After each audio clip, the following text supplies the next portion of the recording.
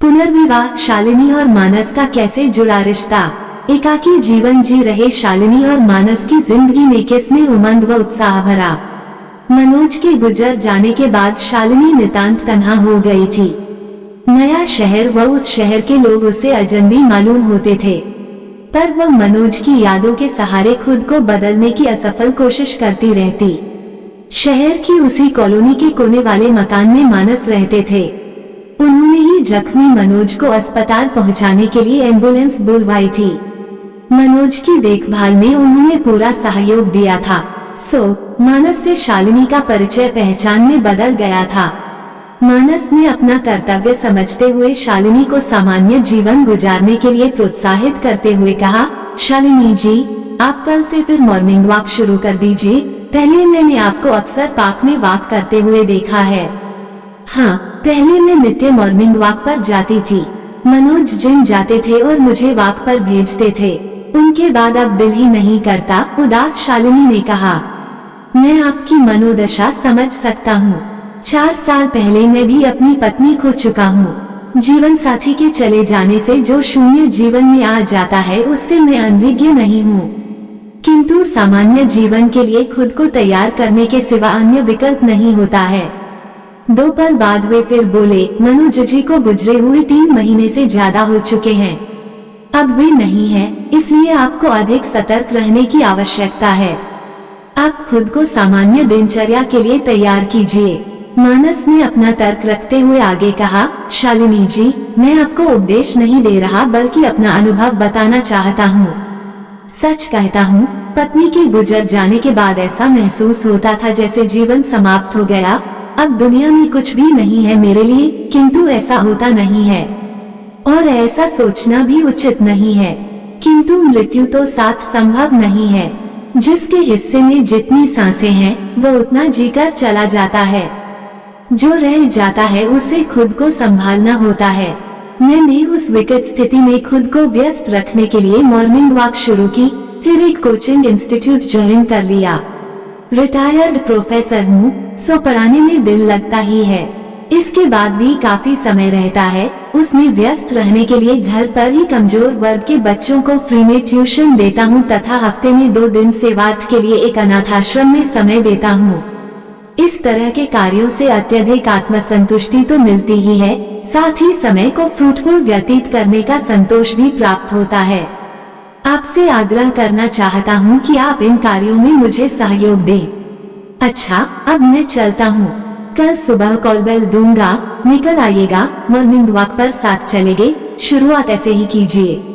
अन्य विकल्प न होने के कारण शालिनी ने सहमति में सिर हिला दिया। सच में मॉर्निंग वॉक की शुरुआत से वह एक ताजगी सी महसूस करने लगी। उसने मानस के साथ कमजोर वर्ग के बच्चों को पढ़ाना व अनाथालय में समय देना भी प्रारंभ कर दिया। इन सब से उसे अद्भुत आत्मसंतुष्टि का अनुभव होता। 2 दिनों से मानस मॉर्निंग वॉक के लिए नहीं आए। शालिनी असमंजस में पड़ गई। शायद मानस ने सोचा हो कि शुरुआत करवा दी, अब उसे खुद ही करना चाहिए। शालिनी पार्क तक चली गई, किंतु उसे मानस वहाँ भी दिखाई नहीं दिए। जब तीसरे दिन भी वे नहीं आए तब उसे भय सा लगने लगा कि कहीं एक विधवा और एक विधुर के साथ का किसी ने उपहास बना मानस को आहत तो नहीं कर दिया, कहीं उनके साथ कुछ अप्रिय तो घटित नहीं हो गया। एक्सीडेंट नहीं, वे ठीक हैं, उनके साथ कुछ भी बुरा नहीं हुआ है। इन्हीं उलझनों में उसके कदम मानस के घर की ओर बढ़ चले। दरवाजे पर ताला पड़ा था। 2 पल संकोचवश ठिठक गई, फिर वो उनके पड़ोसी अमरनाथ के घर पहुंच गई। अमरनाथ और उनकी पत्नी ने उसका स्वागत करते हुए कहा, आइए शालिनी जी, कैसी हैं? हम लोग आपके पास आने की सोच रहे थे, किंतु व्यस्तता के कारण समय न निकाल पाए। शालिनी ने उन्हें धन्यवाद देते हुए पूछा, आपके पड़ोसी मानस जी क्या बाहर गए हुए हैं? उनके घर पर? नहीं, उन्हें डिहाइड्रेशन हो गया था। वे अस्पताल में हैं। हम उनसे कल शाम मिलकर आए हैं। अब वे ठीक हैं, अमरनाथ जी ने बताया। शालिनी सीधे अस्पताल चल दी। विजिटिंग आवर होने के कारण वह मानस के समक्ष घबराई सी पहुंच गई। कैसे हैं आप? क्या हो गया? कैसे हो गया? आपने मुझे इतना पराया समझा जो अपनी तबीयत खराब होने की सूचना तक नहीं दी। मैं पागलों से परेशान हूँ, न दिन में चैन है न रात में नींद। ओ शालू, इतना मत परेशान हो, मुझे माफ कर दो। मुझे तुम्हें खबर करनी चाहिए थी, किंतु तुम्हें मेरा हाल कैसे मालूम हुआ? मानस ने आश्चर्य से कहा। आज मैं हैरान परेशान अमरनाथ जी के घर पहुंच गई, वहीं से सब जानकर सीधी चली आ रही हूँ। आप बताए, अब आप कैसे हैं तथा ये हाल कैसे हुआ? शालिनी की आंखें सजल हो उठी। मानस भी भावुक हो उठे। उन्होंने शालिनी का हाथ अपने हाथों में लेकर कहा, प्लीज परेशान मत हो, मैं एकदम ठीक हूँ। उस दिन रामरतन रात में खाना बनाने न आ सका। 8:30 बजे के बाद फोन करता है, सर आज नहीं आ सकूंगा, पत्नी को बहुत चक्कर आ रहे हैं। मैंने कह दिया कि ठीक है, तुम पत्नी को डॉक्टर को दिखाओ, अभी नहीं कुछ बना लेता हूँ। सुबह सब ठीक रहे तो जरूर आ जाना। मैंने कह तो दिया, किंतु कुछ बना न सका। नुक्कड़ की दुकान से पकौड़े ले आया, वही हजम नहीं हुए, बस रात से दस्त और उल्टियाँ शुरू हो गयीं। मंजी, आप मुझे कितना पराया समझते हैं। मेरे घर पर खाना खा सकते थे, किंतु नहीं, आप नुक्कड़ की दुकान पर पकौड़े लेने चल दिए, जबकि आपके घर से दुकान की अपेक्षा मेरा घर करीब है। सिर्फ आप बात बनाते हैं कि तुम्हें अपनत्व के कारण समझाता हूँ कि स्वयं को संभालो और सामान्य दिनचर्या का पालन करो। मैंने आज आपका अपनापन देख लिया। सॉरी शालू, मुझे माफ कर दो। मानस ने अपने कान पकड़ते हुए कहा, वैसे अच्छा ही हुआ, तुम्हें खबर कर देता तो तुम्हारा ये रूप कैसे देख पाता। तुम्हें मेरी इतनी फिक्र है, ये तो जान सका। शालिनी ने हौले से मानस की बाह में धौल जमाते हुए अपनी आंखें पोंछ ली तथा मुस्कुरा दी।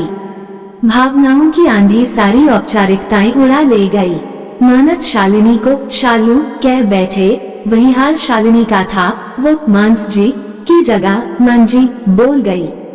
भावनाओं के ज्वार में मानस भूल ही गई कि उनके कमरे में उनकी बेटी सुगंधा भी मौजूद है। शालिनी तो उसकी उपस्थिति से अनभिज्ञ थी। अतिभावुकता में उसे मानस के सिवा कुछ दिखाई ही नहीं दिया। एकाएक मानस की नजरें सुगंधा से टकराईं। संकोचवश शालिनी का हाथ छोड़ते हुए उन्होंने परिचय करवाते हुए कहा, शालिनी, इससे मिलो, यह मेरी प्यारी बेटी सुगंधा है। यह आई तो ऑफिस के काम से थी, किंतु मेरी तीमारदारी में लग गई। शालिनी को सुगंधा की उपस्थिति का आभास होते ही उसकी हालत तो रंगे हाथों पकड़े गए चोर सी हो गई। वह सुगंधा से 2-4 औपचारिक बातें कर झटपट विदा हो ली। अस्पताल से लौटते समय शालिनी अत्यधिक सकुचाहट में धंसी जा रही थी। वह भावावेश में क्या क्या बोल गई, न जाने मानस क्या सोचते होंगे। सुगंधा का ख्याल आते ही उसकी सकुचाहट बढ़ जाती। न जाने वह बच्ची क्या सोचती होगी। कैसे उसका ध्यान सुगंधा पर नहीं गया, वो स्वयं को समझाती।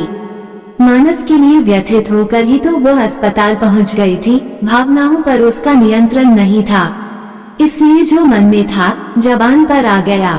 मानस घर आ गए थे, अब वे पूरी तरह स्वस्थ थे। सुगंधा को कल लौट जाना था। सुगंधा ने मानस एवं शालिनी के परस्पर व्यवहार को अस्पताल में देखा था। इतना तो वह समझ चुकी थी कि दोनों के मध्य अपनत्व पक चुका है। बात जानने समझने की इच्छा से उसने बात छेड़ते हुए कहा, पापा, शालिनी आंटी इस कॉलोनी में नहीं आई हैं, मैंने उन्हें पहले कभी नहीं देखा। मानस शांत गहन चिंता में बैठ गए।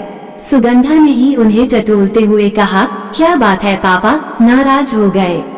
नहीं बेटा, तू मुझे मेरे हित में ही समझा रही है, किंतु मुझे भय है। शालिनी मुझे स्वार्थी समझ मुझसे दोस्ती न तोड़ बैठे, उसका अलगाव मैं सहन न कर सकूंगा। मानस ने धीरे धीरे कहा, पापा, वे आपसे प्यार करती हैं, किंतु नारी सुलभ सकुचाहट तो स्वाभाविक है न, पहल तो आपको ही करनी होगी। मेरी बेटी इतनी बड़ी हो गई, मुझे पता ही नहीं चला। मानस के इस वाक्य पर दोनों ही मुस्कुरा दिए। सुगंधा लौट गई, किंतु मानस को समझा कर ही नहीं धमका कर गई कि वे जल्दी से जल्दी शालिनी से शादी की बात करेंगे, वरना वह स्वयं ये जिम्मेदारी पूरी करेगी। मॉर्निंग वॉक पर मानस एवं शालिनी सुगंधा के संबंध में ही बातें करते रहे। मानस बोले, 5 वर्ष हो गए सुगंधा की शादी हुए, जब भी जाती है मन भारी हो जाता है।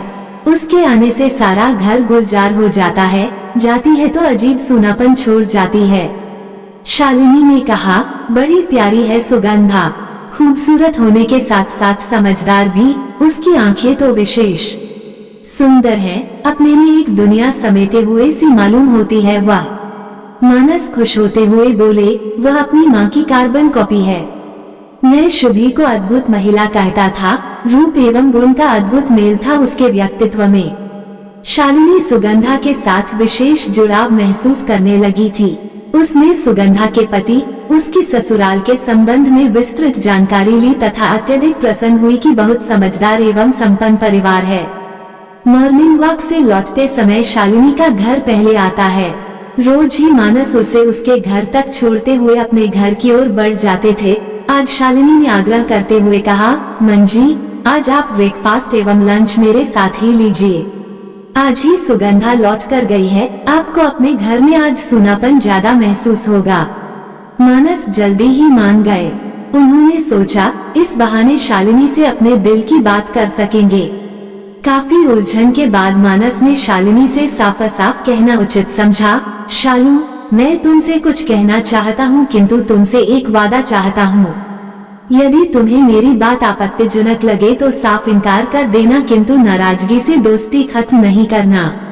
शालिनी ने आश्चर्यचकित होते हुए कहा, ऐसा क्यों कह रहे हैं? आपकी दोस्ती मेरे जीवन का सहारा है मंजी।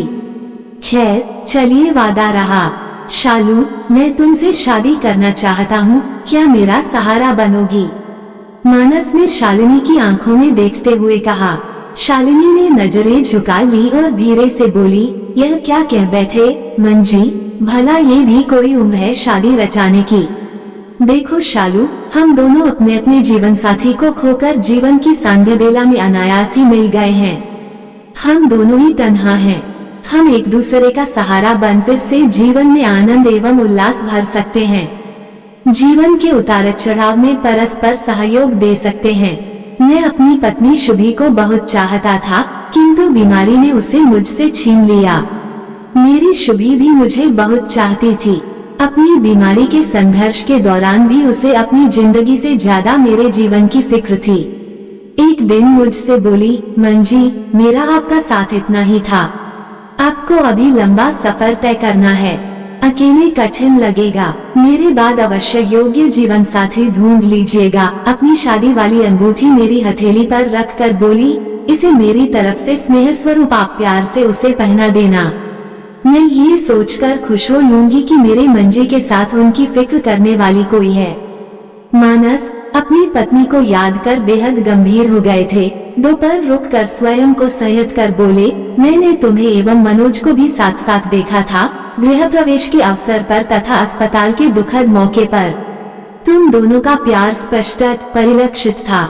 मनोज को भी अपनी जिंदगी से ज्यादा तुम्हारे जीवन की चिंता थी।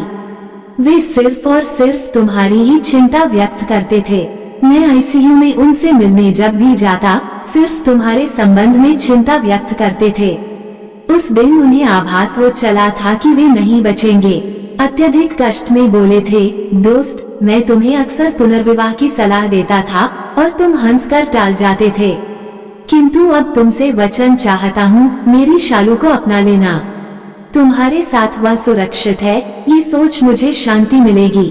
हमने परिवारों के विरोध के बावजूद अंतरजातीय विवाह किया था। सभी संबंध खत्म हो गए थे।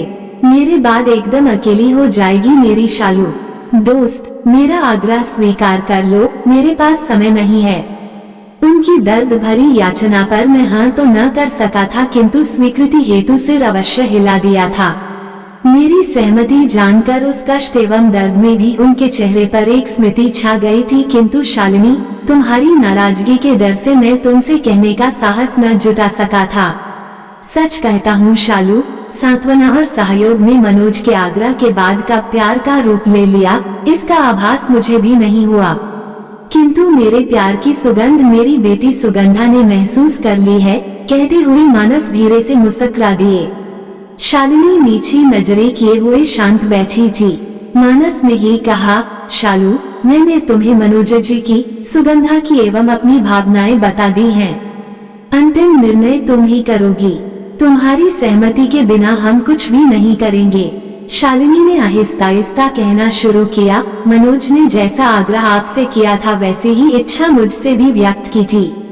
मुझसे कहा था, शालू, दुनिया में अकेली औरत का जीवन दूभर हो जाता है। मानस जी भले इंसान है तथा विधुर भी हैं। उनका हाथ थाम लेना, तुम सुरक्षित रहोगी तो मुझे शांति मिलेगी। मेरी चुप्पी पर अधीर होकर बोले थे, शालू मान जाओ, हाँ कह दो, मेरे पास समय नहीं है। उनकी पीड़ा, उनकी अधीरता देख मैंने भी स्वीकृति में सिर हिला दिया था। मेरी स्वीकृति मान उन्होंने हल्की मुस्कुराहट से कहा था, मेरी शादी वाली अंगूठी मेरी सहमति मान मानस को पहना देना। उसने लिखा, अब उनके लिए ही है, किंतु मैं भी आपकी दोस्ती न खो बैठूं, इस संकोच में आपसे कुछ कह न सकी। वो हल्के से मुस्कुरा दी। मानस इत्मीनान से बोले, चलो, सुगंधा की जिद के कारण सभी बातें साफ हो गईं। मैं तो तुम्हें चाहने लगा हूँ, ये स्वीकार करता हूँ। तुम्हारा प्यार भी उस दिन अस्पताल में उजागर हो चुका है। मेरी सुगंधा तो हमारी शादी के लिए तैयार बैठी है। तुम भी इस विषय में अपने बेटे से बात कर लो। शालिनी ने उदासीनता से कहा, मेरा बेटा तो सालों पहले ही पराया हो गया। अमेरिका क्या गया, वहीं का होकर रह गया। 4 साल से न आता है, न हमारे आने पर सहमति व्यक्त करता है। उसकी विदेशी पत्नी है तथा उसने तो हमारा दिया नाम तक बदल दिया है। मनोज के क्रियाकर्म हेतु बहुत कठिनाई से उससे संपर्क कर सकी थी। मात्र 3 दिन के लिए आया था, मानो संबंध जोड़ने नहीं बल्कि तोड़ने आया था। कह गया, यूं व्यर्थ मुझे आने के लिए परेशान न किया करें, मेरे पास व्यर्थ का समय नहीं है। अकेली माँ कैसे रहेगी, न उसने पूछा, न ही मैंने बताया। अजनबी की तरह आया, परायों की तरह चला गया। शालिनी की आंखें भीग आई थीं। मानस ने उसके आंसू पोंछते हुए कहा, शालू, जिस बेटे को तुम्हारी फिक्र नहीं है, जिसने तुमसे कोई संबंध संपर्क नहीं रखा है, उसके लिए क्यों आंसू बहाना। मैं तुमसे एक वादा कर सकता हूँ, हम दोनों एक दूसरे का इतना मजबूत सहारा बनेंगे कि हमें अन्य किसी सहारे की आवश्यकता ही नहीं होगी। शालिनी अभी भी सिमटी से कुचाई सी बैठी थी। मानस ने उसकी अंतर्दशा भांपते हुए कहा, शालू, ये तुम भी जानती होगी तथा मैं भी समझता हूँ कि इस उम्र में शादी शारीरिक आवश्यकता हेतु नहीं बल्कि मानसिक संतुष्टि के लिए की जाती है। शादी की आवश्यकता हर उम्र में होती है ताकि साथी से अपने दिल की बात की जा सके। एक साथी होने से जीवन में उमंग उत्साह बना रहता है। फोन के जरिए सुगंधा सब बातें जानकर खुशी से उछलते हुए बोली, पापा, इस रविवार यह शुभ कार्य कर लेते हैं। मैं और कुणाल इस शुक्रवार की रात में पहुंच रहे हैं। रविवार के दिन कुछ निकटतम रिश्तेदार एवं पड़ोसियों के बीच मानस एवं शालिनी ने एक दूसरे को अंगूठी पहनाई, फूलमाला पहनाई तथा मानस ने शालिनी की सूनी मांग में सिंदूर सजा दिया। सभी उपस्थित अतिथियों ने करतल ध्वनि से उत्साह एवं खुशी का प्रदर्शन किया। सभी ने सुगंधा की सोच एवं समझदारी की प्रशंसा करते हुए कहा कि मानस एवं शालिनी के पुनर्विवाह का प्रस्ताव रख सुगंधा ने प्रशंसनीय कार्य किया है। सुगंधा ने घर पर ही छोटी सी पार्टी का आयोजन रखा था। सोमवार की पहली फ्लाइट से सुगंधा एवं कुणाल को लौट जाना था। शालिनी भाव विभोर हो बोली, अच्छा होता बेटा कुछ दिन रुक जाती। सुगंधा ने अपनेपन से कहा, मम्मी, अभी तो हम दोनों को जाना ही पड़ेगा। फाइनल रिपोर्ट का समय होने के कारण ऑफिस से छुट्टी मिलना संभव नहीं है। ठीक है, इस बार जाओ, किंतु प्रॉमिस करो दिवाली पर आकर जरूर कुछ दिन रहोगे, शालिनी ने आदेशात्मक स्वर में कहा। सुगंधा को शालिनी का माँ जैसा अधिकार जताना भला लगा। वह भाव विभोर हो उसके गले लग गई। उसे आत्मसंतुष्टि का अनुभव हो रहा था। होता भी क्यों नहीं, उसे माँ जो मिल गई थी। दोनों के अपनत्वपूर्ण व्यवहार को देखकर मानस की आंखें भी सजल हो उठी। आपको ये कहानी कैसी लगी हमें कमेंट कर जरूर बताएं। इसी तरह की अच्छी कहानियाँ आप यहाँ पर पढ़ सकते हैं। यहाँ उपस्थित शिक्षाप्रद कहानियाँ आपका मनोरंजन करने के साथ दिशा भी देंगी। तो बने रहिए हमारे साथ और हमारे प्रयास को सफल बनाएं।